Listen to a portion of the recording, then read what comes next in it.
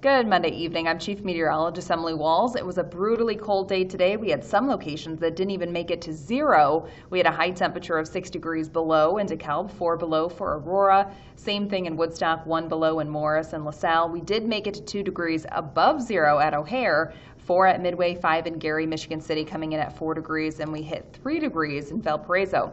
So here's a look at our temperature trend. This is over the next week and a half or so. We stay brutally cold again tomorrow. High temperatures just a couple of degrees above the 0 degree mark. But then by Wednesday and Thursday, that's when we're going to start to see some improvements. So we're in the teens Wednesday and Thursday. Friday, a little bit of a setback. But then temperatures will continue to rise as we go throughout this weekend. By Monday and Tuesday of next week, we may actually be above the freezing mark. So a little bit of thawing finally as we go into the early portion of next work week.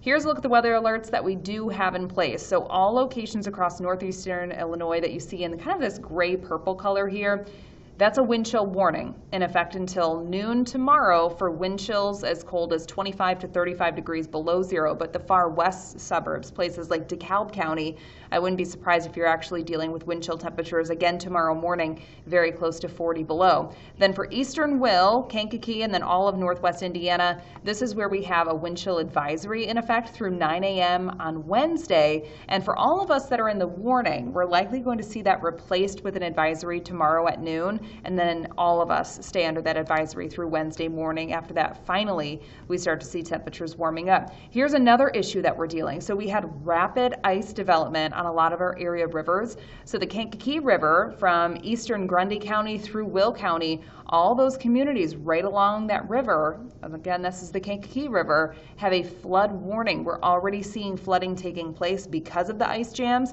and this is going to be in effect until further notice. So unfortunately, things I think are going to get a little bit worse here over the coming days with the cold temperatures sticking around. So the satellite and radar, we have some light snow further off to our south and our southwest, and some of this may actually try to work its way into our south suburbs, portions of northwest Indiana. And with the temperatures being so cold, salt really isn't going to be all that effective.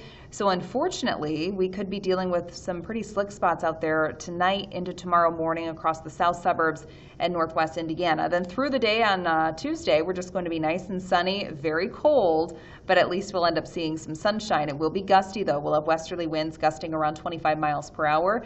Taking us into our day on Wednesday then, we start to see our temperatures moderating a little bit. We'll have some cloud cover around, skies become partly sunny, and temperatures finally reach into the double digits again.